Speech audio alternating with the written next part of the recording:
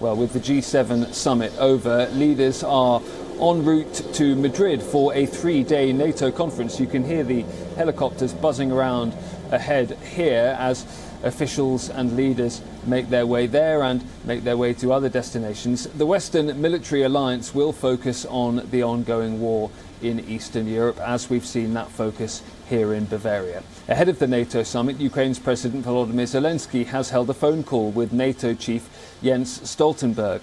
He has emphasized the importance, as he sees it, of a powerful missile defense system for Ukraine. Spain's Prime Minister Pedro Sanchez says the alliance aims to send a message of deterrence and unity in the face of Russian aggression. I think that from the first moment, both NATO heterogeneous and all the allies, we have been very measured in our interventions, especially not to escalate this conflict. What is clear is that we have to convey a dissuasive message to the Russian Federation and to Putin that obviously Article 5 can be activated at a time when any of the allied countries, some of them, suffer. This threat is very direct. I am thinking, for example, of the Baltic republics. Well, we have to transmit a message of deterrence, that we are ready to defend every centimeter of allied territory. Tenemos que trasladar ese mensaje de disuasión.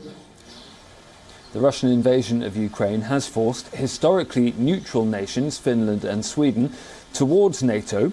The two countries have applied to be part of the Western military alliance, but there's been resistance from Turkey.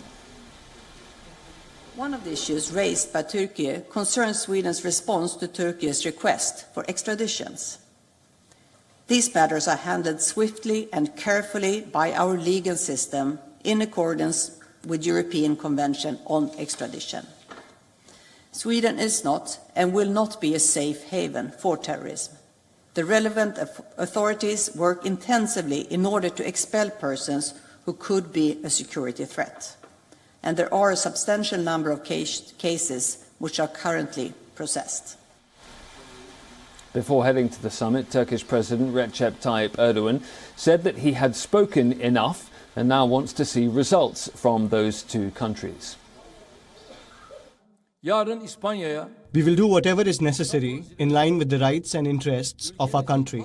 We will express the hypocrisy, especially towards terrorist organizations like PKK and YPG, to the faces of our counterparts with documents, information and images. We will also state that it will not be possible to expect a different attitude from Turkey before this picture changes.